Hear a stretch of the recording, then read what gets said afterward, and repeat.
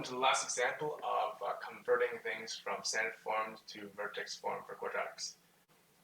Before I start this one, I'm going to go back to our warm-up here and highlight for you right here where we had an example of this standard form right here, and we converted it into, get that squared binomial by taking just half of 10. So take that value of 10, divide by 2 to get 5. Take that value of 6, divide by 2 to get 3. So there's kind of a shortcut to go straight from here to here to finding out that factoring perfect square trinomial. So if I go back to example 2 here in the last example, to go from 4, the final answer, just take half of that, that's a 2. And even our first example, half of 2, the final result will just be 1. Okay, so please be aware of that as we start off this example right here. So we have, which is y equals negative 4x squared plus 6x minus 1. So we're going to try to do this. You can certainly look at the previous two examples where I wrote out the step-by-step examples, but I'm going to try to give it to you by reasoning, because that's a better way of understanding and remembering things. So remember, if I want to change this from standard form to vertex form, the first thing we should do is try to get that a value. So factor out that negative 4 out from the first two terms here. So you're going to factor out the negative 4, and you don't factor out the x, only the actual value. So negative 4 divided by negative 4 will just give us that x squared value here. And now we have 6 divided by negative 4, which is going to give us, I don't know, I'm just going to write out 6 divided by negative 4. That's how you factor it out, right, by dividing things out there. And you let the last term relax. So it's looking closer to vertex form here. This is a fraction, so we're going to have to keep it in fractions. I'm going to put that in the lowest terms for my next step, because they can both divide it by 2. And positive 6 divided by negative 4 will be a minus 3 over 2. X minus 1. Okay, so from here, we're going to have to create a perfect square trinomial by halving this and squaring it. So you're going to take that 3 over 2, we're going to half it and square it. So negative 3 over 2 divided by 2 is the same thing as, remember, if you have fractions and the fractions, you change one of the fractions to multiplication. So this is dividing by 2. I'm going to change it to multiplying.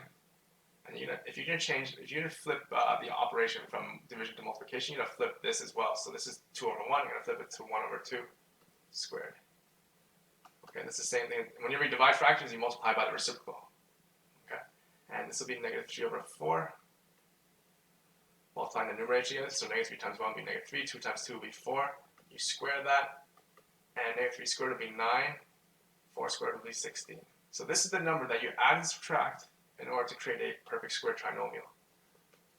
So negative 4x squared minus 3 over 2x plus 9 over 16 minus 9 over 16 minus 1. Now right here, this is not a perfect square trinomial. There's 4 terms in here.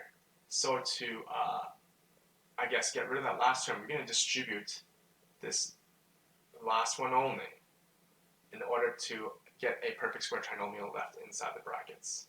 So this is going to be negative 4. Let this relax, x squared minus 3 over 2x plus 9 over 16.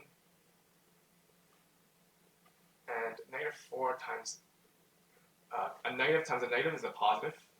And 4 times 9 will be 36 over 16 minus 1. And now we're left with a perfect square trinomial. And here's a little trick for you. The number here, negative 3 over 4, the number that you half before you square it is the number that is going to factor both of these terms. So half of 3 over 2, which is 3 over 4, is the number that will factor. So x minus 3 over 4 and x minus 3 over 4, right? 3 over 4 times 3 over 4 gives you 9 over 16. If you add 3 over 4 plus another 3 over 4, that'll give you 3 over 2. And now we have to add these together. These are fractions. So this will be 36 over 16. This will be minus 16 over 16 right here. And so